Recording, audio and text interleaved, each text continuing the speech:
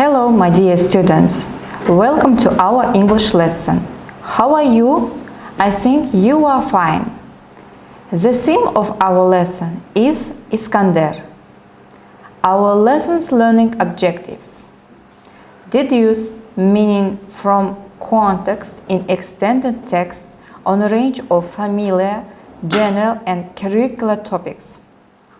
Characterize the image of historical figure of Alexander the Great in the poem.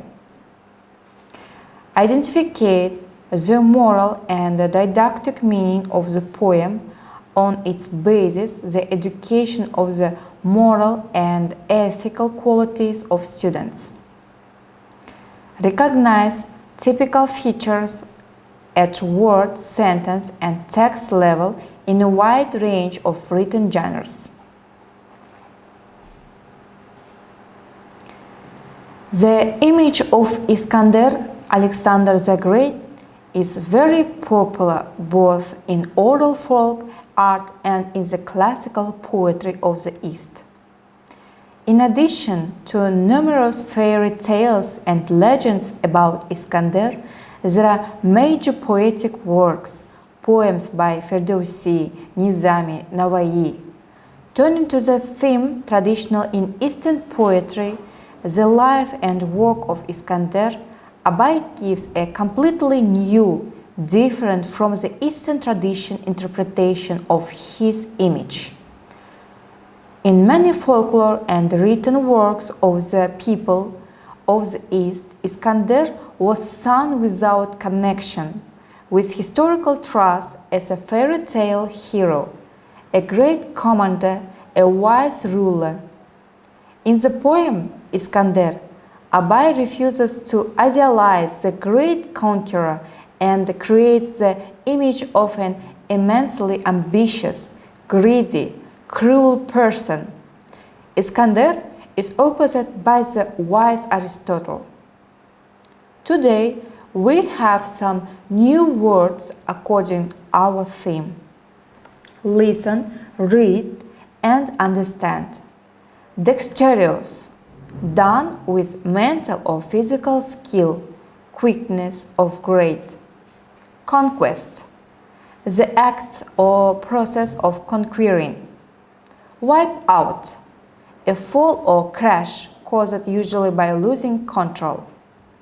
Armor, defensive covering for the body, especially covering, as of metal, used in combat. Ascent, to rise from a lower level of degree. Pander, to do or provide what someone wants or demands even though it is not proper, good or reasonable. Repulse, the action of drawing back an attack of being driven.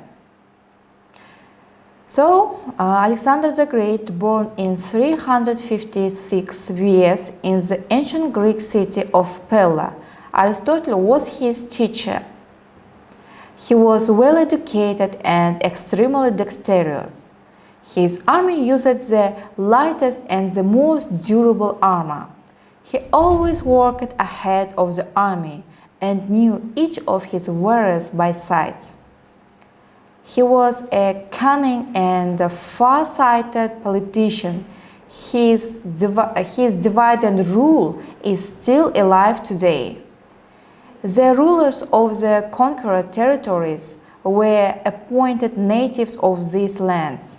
He firmly adhered to the principle, one who betrayed one day will betray again, and executed defectors. In addition, he was a subtle psychologist, allowing correspondence with relatives. In fact, he was the first military censor. Alexander could trust his commanders and his army, which followed him to the ends of the world. Abai's poem reflects historical facts. Iskander, the son of King Philip, ascends the throne at the age of 21, reigns in Macedonia. What do the Kazakh know about Iskander, the son of Philip, king of Macedon? Both strength, thought, and courage had Iskander, but he was vain, a vain, ambitious man. King Philip died, his son, then 21, ascended to the throne and was crowned king. The young king began to realize his dream, to conquer other lands and states, to gain glory immediately after coming to power.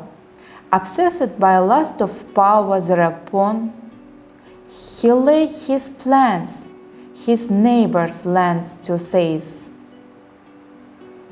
He armed a force, his scheme of conquest ripe, and went to war against his neighbors all. Much blood he shed, whole nations he wiped out. Say the towns and citadels and kings dethroned. He conquered all the lands around Macedon and flooded them with their own people's blood. He made his laws, he subjugated all, and ruled them with a cruelty unheard.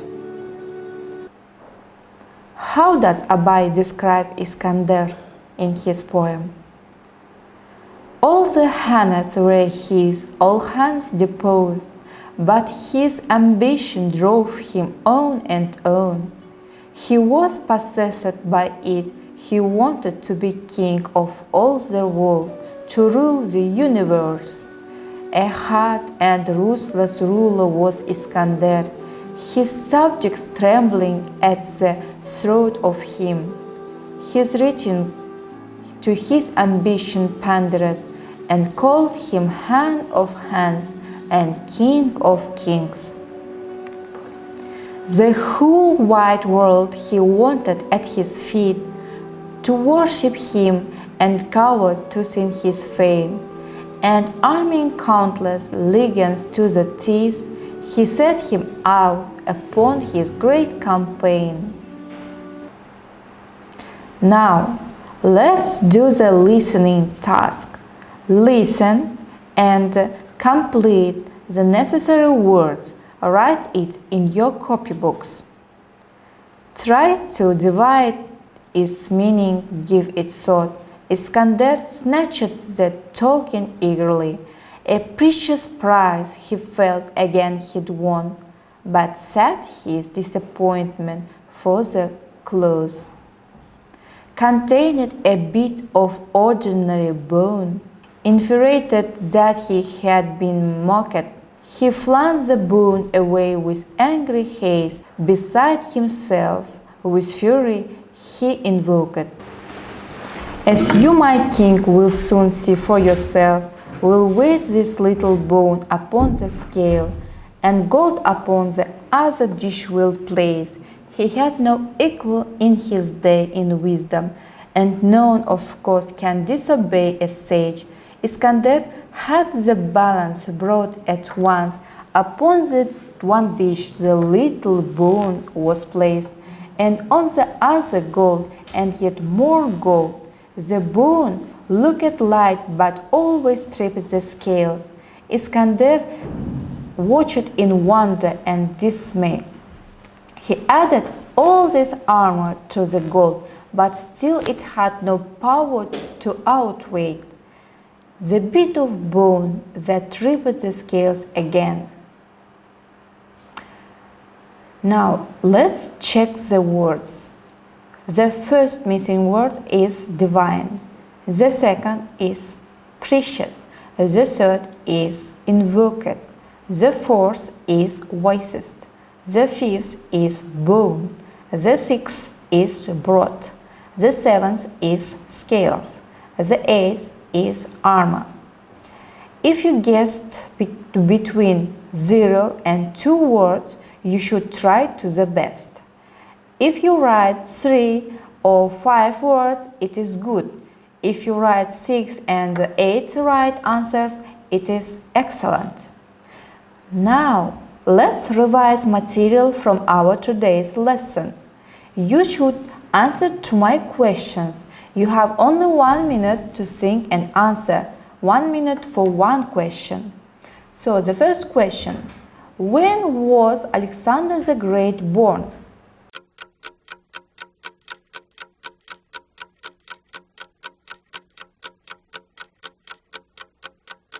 The second. Who was his father?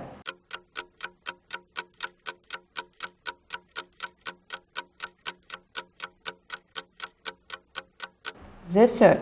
What did the keeper give to Iskander?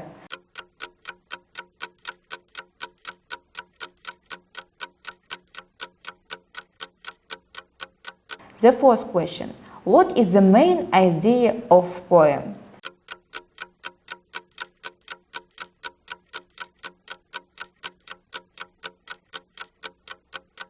And the last, what is Iskander's real name?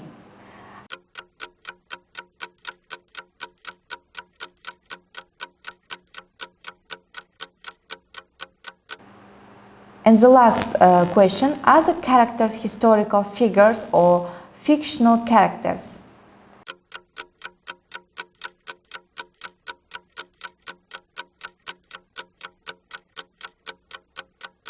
Alexander the Great was born in 356 BS. His father was King Philip. The keeper gave to Iskander the boon. The main idea of poem is reminder of the inevitability of death and the futility of Iskander's conquest aspirations, condemnation of his greed. Iskander's real name is Alexander the Great. The characters are historical figures. Now, students, your homework is to write an essay about Iskander and describe him in your work. Our lesson is over. I hope this lesson was useful for you and you will use it in your future life. Thank you for your attention. Goodbye.